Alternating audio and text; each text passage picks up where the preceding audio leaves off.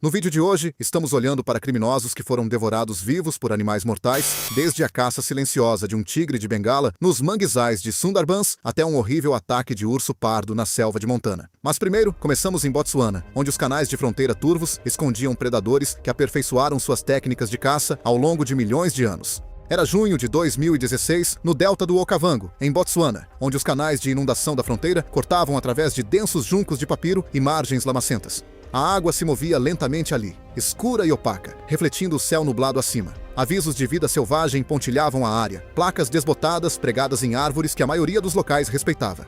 Os guardas florestais haviam notado carcaças de animais despidas ao longo dessas mesmas margens por meses, evidência de atividade de alimentação que tornava os canais particularmente perigosos após o anoitecer.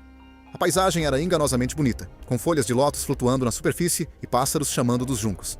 Mas, por trás desse exterior tranquilo, espreitavam predadores que tinham aperfeiçoado suas técnicas de caça ao longo de milhões de anos. Jethro Vash tinha 34 anos, um ex-trabalhador de docas que trocou o trabalho legítimo pelo lucrativo comércio de marfim. Operar sozinho o mantinha fora do radar, evitando a exposição que vinha com parceiros ou equipes. Ele usava barcos não registrados para mover presas de elefante através dos canais fronteiriços rasos, cronometrando suas passagens entre os turnos de patrulha quando a fiscalização era menor. Rio acima, ele havia estabelecido um acampamento de engano completo, com lixo queimado e pegadas. Uma falsa pista projetada para desviar a atenção de sua operação real. O engano funcionou por meses, dando a ele uma confiança que beirava a imprudência. Seu método era eficiente e bem praticado. Amarrar pacotes de marfim nas raízes submersas ao longo da linha d'água e voltar depois para pegá-los quando a área estivesse livre. Corda, facas e sacos de flutuação ficaram escondidos nos juncos, prontos para a próxima corrida. Ele havia mapeado o canal cuidadosamente, anotando profundidades e padrões de patrulha, acreditando que havia considerado todas as variáveis. O que ele não havia considerado era a vida selvagem que considerava essas águas seu território de caça. Os canais ofereciam condições perfeitas para predadores de emboscada, com água turva escondendo os movimentos e presas abundantes atraindo-os regularmente. O crocodilo do Nilo é o maior predador de água doce da África, alcançando comprimentos de mais de 4,8 metros e pesando até 1 tonelada. Eles são caçadores de emboscada, capazes de permanecer imóveis por horas sob a superfície, apenas seus olhos e narinas rompendo a linha d'água. A força da mordida deles está entre as mais fortes já registradas no reino animal, poderosa o suficiente para esmagar ossos instantaneamente e segurar a presa em uma pegada inescapável. Eles caçam com uma aceleração explosiva, fechando a distância até a presa em segundos. Então usam uma técnica chamada rotação da morte para desorientar e afogar suas vítimas. Em canais como estes, onde a visibilidade é ruim e a vegetação oferece cobertura, os crocodilos têm toda a vantagem. Eles são caçadores oportunistas, atraídos por qualquer perturbação na água, e sangue na água geralmente atrai vários indivíduos para competir por uma presa. As carcaças despojadas que os guardas florestais encontraram eram prova de sua eficiência e sua presença nestas mesmas águas. Naquela noite, Jethro se aproximou enquanto o sol se punha abaixo da linha das árvores, lançando longas sombras sobre o canal. Ele já havia completado várias corridas curtas de descarregamento, movendo-se rapidamente para evitar ser detectado. O trabalho estava indo bem. Cada pacote estava seguro e escondido conforme planejado. Uma caixa ficou presa em raízes submersas perto da margem, a corda enredada na vegetação subaquática. Em vez de deixá-la e correr o risco de ser descoberto, ele entrou na água até a cintura para libertá-la. A água fria e turva ao seu redor. Suas mãos trabalharam no nó, focadas na tarefa, sem perceber os olhos observando dos juncos. Ele não viu as ondulações se aproximando, o sutil rastro em forma de V que sinalizava um predador em aproximação. O crocodilo emergiu sem aviso, seu corpo cortando a água em quase silêncio. Ele atacou embaixo, as mandíbulas se fechando ao redor de sua perna inferior com força esmagadora. Dentes perfuraram o músculo e arranharam o osso enquanto o crocodilo puxava para trás, arrastando-o desequilibrado para águas mais profundas. Ele afundou imediatamente, braços agitando, tentando agarrar qualquer coisa sólida. O crocodilo começou a girar, rodando seu corpo com eficiência mecânica. O movimento era desorientador e brutal, o mundo se tornando um caos de água escura e espuma branca enquanto ele era puxado mais fundo a cada rotação. A água encheu seus pulmões enquanto ele era puxado para baixo repetidamente. Cada vez que emergia, era mais curto que a anterior. Cada respiração mais desesperada e incompleta. As mandíbulas do crocodilo permaneciam trancadas em sua perna, o aperto inquebrável, os dentes rangendo contra o osso a cada torção. Seu ombro esquerdo se deslocou enquanto ele debatia contra o giro, a junta estalando enquanto o braço se torcia em um ângulo não natural. O giro mortal continuou com força implacável, rasgando tecidos e quebrando articulações, seu corpo se tornando uma boneca de pano nas mandíbulas do predador.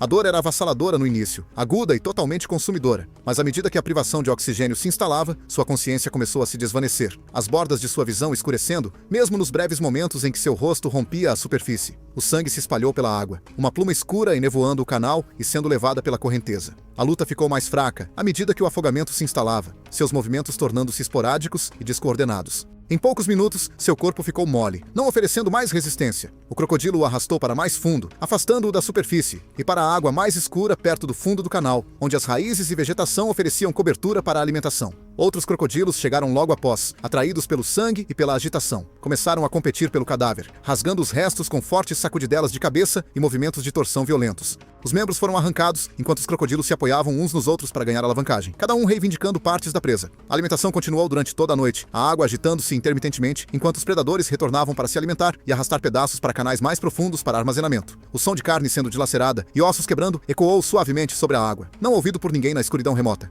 Pela manhã, destroços espalhados flutuavam perto da margem, derivando lentamente rio abaixo com a correnteza. Fragmentos de ossos e tecidos rasgados presos nos juncos marcavam onde o ataque havia ocorrido. O caixote de marfim que ele morreu tentando recuperar estava desaparecido, ou afundado, ou levado pela correnteza. Os tecidos moles haviam sido consumidos, mas restos parciais estavam presos debaixo das raízes submersas e espalhados ao longo do fundo lamacento. Evidências que se dispersariam ainda mais à medida que os necrófagos e a corrente continuassem seu trabalho. O relatório de pessoa desaparecida veio 36 horas depois, apresentado por um intermediário pago, que forneceu detalhes mínimos e informações falsas sobre seu último local conhecido. Um rastreador de GPS foi colocado em uma canoa separada, desviando as patrulhas para uma seção diferente do delta, ganhando tempo para dispersar as evidências. As autoridades da vida selvagem e a polícia marítima presumiram que cada uma tinha jurisdição sobre o canal fronteiriço, e o atraso permitiu que a cena se dispersasse naturalmente. Quando os guardas finalmente chegaram, encontraram o acampamento montado rio acima, mas pouco mais de valor. Os pacotes de marfim haviam sumido, cortados ou levados pela correnteza, e o escopo total da operação permaneceu incerto. A família de Jethro divulgou uma breve declaração expressando pesar, mas não ofereceu detalhes sobre suas atividades ou as circunstâncias que o levaram ao delta. Publicamente, o caso foi registrado como uma fatalidade com vida selvagem em uma zona restrita. Outro aviso sobre ignorar os avisos postados. A operação de marfim que ele estava administrando foi silenciosamente dissolvida. Seus contatos seguiram em frente sem reconhecimento, a rede se adaptando e continuando em outro lugar. Mas Jethro Vosch não foi o único criminoso a desaparecer em um ambiente remoto e hostil naquele ano. A centenas de quilômetros de distância, nas florestas de manguezais ao longo da fronteira Índia-Bangladesh, outro contrabandista se preparava para uma travessia noturna por um terreno ainda mais implacável. Sela Prent tinha 29 anos, um mensageiro guiando traficantes por trilhas alagadas, onde a própria selva parecia observar e esperar, e onde um predador de topo espreitava com paciência e precisão. Era setembro de 2017, na floresta de manguezais Sundarbans, ao longo da fronteira Índia-Bangladesh, onde canais de maré serpenteavam através de vegetação densa e os diques lamacentos mudavam a cada ciclo de inundação. O ar estava denso com umidade e o cheiro de sal e decomposição, enquanto o dossel acima filtrava a luz solar em padrões salpicados na água abaixo. Esta era uma das maiores florestas de mangue do mundo, um labirinto de cursos de água e ilhas onde as fronteiras eram indistintas e a fiscalização era esporádica. Marcas frescas de patas gravadas na lama contavam sobre a recente atividade de tigres, e pescadores locais haviam relatado mortes de gado ao longo das mesmas rotas que os contrabandistas favoreciam para suas travessias. Sela Prent tinha 29 anos. Era uma mensageira experiente que se especializava em guiar travessias noturnas de drogas por esses traiçoeiros manguezais de maré. Ela havia construído uma reputação de rapidez e confiabilidade, movendo contrabando quando outros guias se recusavam a operar. O método dela se baseava na separação e movimento rápido para evitar as patrulhas conjuntas que ocasionalmente varriam a área. Hoje à noite, ela estava liderando outros 3 contrabandistas por uma rota que já havia usado com sucesso várias vezes antes. Pacotes à prova d'água contendo narcóticos estavam amarrados aos seus corpos, prontos para serem entregues a contatos, esperando do outro lado da fronteira. O grupo carregava espelhos de sinal para coordenar com barcos de coleta no rio e havia colocado estrategicamente dispositivos de ruído amarrados a árvores distantes de seu caminho real para confundir quaisquer forças perseguidoras. O plano era metódico e bem ensaiado. O dinheiro já havia sido trocado no meio do caminho, confirmando a transação e o compromisso de todas as partes. Eles se moviam em fila única ao longo de barragens estreitas que se erguiam logo acima da linha da maré alta, seguindo caminhos que a vida selvagem local havia esculpido através dos manguezais ao longo de gerações. O percurso os levava por territórios de caça privilegiados, mas Sela sempre confiou no movimento em grupo e no barulho para afastar grandes predadores. O que ela não havia previsto era a necessidade de explorar sozinha, quebrando a única regra que a mantinha viva durante anos de travessias perigosas. O tigre de Bengala é o predador de topo dos Sundarbans, perfeitamente adaptado a este ambiente aquático. Ao contrário de outras subespécies de tigre, os tigres de Bengala são excelentes nadadores e caçam ativamente na água, tornando-os singularmente perigosos em terrenos de manguezais. Os tigres dos Sundarbans normalmente pesam entre 300 e 450 libras e medem mais de 9 pés de comprimento, com membros poderosos capazes de derrubar presas muito maiores do que eles. Sua estratégia de caça depende de furtividade e emboscada, usando a vegetação densa como cobertura enquanto seguem presas por rotas previsíveis. Os tigres possuem visão noturna e audição excepcional, permitindo-lhes detectar movimentos a distâncias consideráveis. Seus dentes caninos têm quase 10 centímetros de comprimento e são capazes de perfurar vértebras e vasos sanguíneos principais com eficiência devastadora. Nos Sundarbans, os tigres adaptaram seus padrões de caça aos ciclos das marés, frequentemente posicionando-se ao longo dos diques, onde a presa é forçada a viajar em padrões previsíveis. Quando o grupo se aproximou de uma seção estreita da rota, Sela decidiu explorar sozinha. O barranco estreitava-se para menos de 1 metro de largura, com água profunda em ambos os lados e vegetação densa pressionando de cima. Ela queria garantir que o caminho estava livre antes de trazer os outros através do gargalo. Movendo-se silenciosamente ao longo da trilha lamacenta, ela se concentrou na rota à frente, observando por barcos de patrulha ou outros sinais de atividade de fiscalização. Os manguezais ao redor estavam vivos com os sons de insetos e da água batendo contra as raízes, mascarando qualquer outro movimento na área. O tigre estava rastreando o grupo, movendo-se paralelo à rota deles através da vegetação densa. Ele se posicionou ao longo do estreito barranco, usando uma árvore caída como cobertura enquanto esperava uma oportunidade. Quando Sela se separou do grupo e se aproximou sozinha, o predador reconheceu o momento perfeito para atacar. O ataque veio por trás, explosivo e quase silencioso. O tigre emergiu da cobertura e atacou com força devastadora, seu peso total empurrando Sela para frente na margem lamacenta. As patas enormes bateram em suas costas, as garras se estenderam para agarrá-la e segurá-la enquanto o impacto expulsava o ar de seus pulmões. Antes que ela pudesse gritar, mandíbulas poderosas fecharam-se em torno de seu pescoço por trás. Presas de 10 centímetros afundaram profundamente no tecido. A mordida do tigre esmagou com uma pressão tremenda, perfurando os músculos para colapsar sua traqueia e cortar os principais vasos sanguíneos que atravessam seu pescoço. Sua tentativa de lutar produziu apenas um suspiro sufocado, o som imediatamente engolido pelo ruído ambiente dos manguezais. O peso do tigre, mais de 400 quilos de músculo e osso, aprendia completamente no chão, enquanto a mordida fatal era mantida. O fluxo de sangue para o cérebro dela cessou em segundos quando as artérias carótidas foram comprimidas e rasgadas.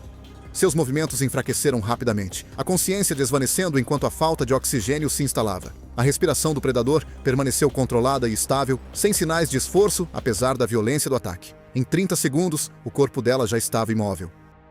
Após confirmar a morte, o tigre começou a arrastar sua presa para dentro da vegetação densa, longe da trilha. Músculos poderosos do pescoço puxaram o corpo através da vegetação, deixando marcas profundas na lama e pedaços de equipamento espalhados presos nos galhos. O tigre se moveu com propósito, levando sua presa a um local de alimentação isolado, onde poderia consumir a refeição sem interrupções. Todo o ataque durou menos de 1 minuto, ocorrendo apenas com os sons mais breves de luta, que nunca foram além da área imediata. Os outros contrabandistas esperaram no gargalo por mais de 1 hora antes de perceber que Sela não estava voltando. Em vez de procurá-la e arriscar serem capturados, eles completaram a travessia e relataram falsamente uma operação bem-sucedida aos seus superiores. As marés apagaram a maioria das pegadas em poucas horas, e a vegetação densa escondeu quaisquer sinais óbvios de luta. As patrulhas indianas pararam sua busca nos marcos de fronteira, enquanto as unidades de Bangladesh não foram notificadas sobre a pessoa desaparecida por vários dias, permitindo que evidências cruciais desaparecessem. Quando as autoridades finalmente organizaram uma busca, encontraram apenas equipamentos espalhados e marcas de arrasto levando para dentro da vegetação impenetrável. O tigre havia movido os restos para o fundo do seu território, onde a recuperação era impossível sem um risco significativo para as equipes de busca. A família de Sela foi informada de que ela havia desaparecido durante uma atividade ilegal na fronteira, mas não foram fornecidos detalhes sobre as circunstâncias. A operação de tráfico continuou com um novo mensageiro, adaptando-se rapidamente à perda. O caso foi tranquilamente classificado como uma fatalidade da vida selvagem em uma zona de fronteira restrita, juntando-se a dezenas de incidentes semelhantes que ocorrem anualmente nos Sundarbans. As comunidades locais expressaram pouca surpresa, sabendo que os manguezais reclamam tanto criminosos quanto inocentes com igual eficiência.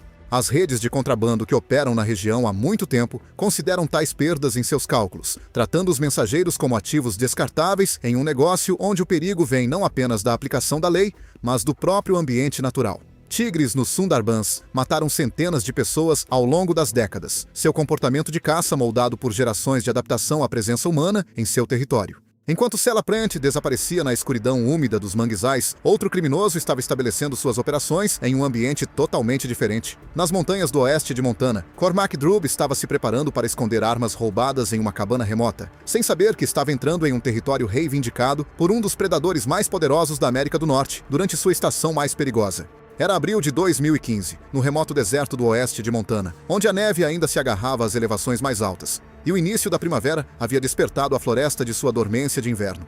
A cabana ficava em uma clareira cercada por densos pinheiros e abetos, acessível apenas por uma estrada de terra acidentada que se tornava intransitável durante o mau tempo.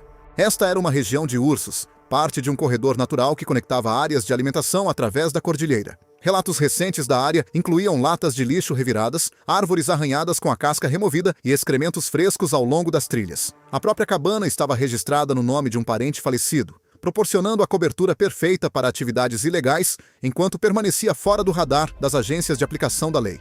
Cormac Drube tinha 41 anos. Era um ladrão de carreira que passou a maior parte de 2 décadas aperfeiçoando seu ofício. Ele se especializou em itens de alto valor que podiam ser facilmente transportados e revendidos, com armas de fogo sendo seu alvo preferido devido à sua demanda consistente e tamanho compacto. Sua última operação havia rendido mais de 30 armas de uma série de invasões residenciais em 3 condados. A cabana servia como seu ponto de apoio, um local onde ele podia modificar as armas, apagando os números de série e prepará-las para venda a contatos do mercado negro. Seu parceiro já havia partido com um veículo roubado, dirigindo-o para outro estado onde seria abandonado para criar uma falsa pista para os investigadores. O local era ideal para seus propósitos, isolado o suficiente para trabalhar sem interrupções enquanto oferecia várias rotas de fuga pela floresta. Ele estava usando a cabana há vários meses, armazenando dinheiro e armas enquanto construía sua rede de compradores. O que ele não tinha considerado é que o início da primavera é a época mais perigosa para estar em habitat de ursos. Após meses de hibernação, os ursos emergem famintos e agressivos, buscando qualquer fonte de alimento disponível para reconstruir suas reservas de gordura esgotadas. A área ao redor da cabana mostrava claros sinais de atividade recente de ursos, mas Cormac ignorou essas advertências como irrelevantes para sua operação. O urso pardo americano é um dos predadores mais formidáveis da América do Norte, capaz de pesar mais de 800 libras e medir quase 1,20 m na altura dos ombros. Durante o início da primavera, quando saem da hibernação, os ursos pardos são mais perigosos, impulsionados por uma fome intensa após meses sem comida. Seu olfato está entre os mais poderosos do reino animal, capaz de detectar odores a quilômetros de distância. Os ursos pardos podem correr a velocidades superiores a 30 milhas por hora, mais rápido que qualquer humano, e seus membros poderosos podem dar golpes com a força de uma marreta. Suas garras se estendem até 10 centímetros e são projetadas para cavar e rasgar, enquanto sua força de mordida excede 1.200 libras por polegada quadrada. Um urso condicionado à comida, que aprendeu a associar a presença humana com refeições fáceis, torna-se especialmente perigoso, perdendo seu medo natural e buscando ativamente fontes de alimento humano com intenção predatória. Na sua última noite na cabana, Cormac havia espalhado as armas sobre uma mesa improvisada, organizando-as por tipo e condição. Os números de série foram apagados usando ferramentas de metal. As limalhas estavam espalhadas pelo chão. Dinheiro das vendas anteriores foi contado e empacotado, depois enterrado perto da fundação da cabana para a recuperação posterior. Ele tinha se tornado descuidado com o armazenamento de alimentos, deixando restos de carne do lado de fora durante a noite, em vez de guardá-los corretamente. O cheiro se espalhou pela floresta, anunciando sua presença para todos os predadores na área. Quando o amanhecer se aproximava, Cormac se preparou para deixar a cabana e voltar à civilização. Ele saiu para o ar fresco da manhã, sem saber que um enorme urso pardo havia sido atraído para a área pelos aromas de comida. O urso havia condicionado sua alimentação nas últimas semanas, aprendendo que a cabana significava uma refeição fácil. Tinha passado a noite investigando o perímetro da cabana, ficando cada vez mais audacioso ao detectar a promessa de comida. O urso estava se movendo ao redor do exterior da estrutura, seguindo trilhas de cheiro e procurando a fonte quando Cormac apareceu. O encontro aconteceu de repente quando Cormac dobrou a esquina da cabana. O urso pardo estava a menos de 20 pés de distância, investigando ativamente a área onde restos de comida foram descartados. A cabeça do urso virou-se para ele, narinas dilatadas enquanto processava sua aparição repentina. Por um breve momento, nenhum dos dois se moveu. Então o urso investiu, seu comportamento condicionado por comida, sobrepondo qualquer cautela natural. A distância foi fechada em segundos, com uma velocidade explosiva. Mais de 600 libras de músculo e osso, cobrindo o chão mais rápido do que qualquer humano poderia reagir. O golpe inicial veio de uma enorme pata dianteira, com garras estendidas que o pegaram no peito e no ombro. A força do golpe o levantou do chão e o mandou colidir com o solo, costelas quebrando sob o impacto. Antes que ele pudesse tentar se levantar, o urso estava em cima dele, usando todo o seu peso para prendê-lo contra o chão. Mandíbulas poderosas fecharam-se ao redor de seu pescoço e ombro, dentes caninos perfurando profundamente a carne e cortando vasos sanguíneos críticos. O urso sacudiu a cabeça violentamente, o movimento rasgando músculos e abrindo feridas massivas. Outro golpe esmagador da pata dianteira do urso atingiu sua cabeça e rosto.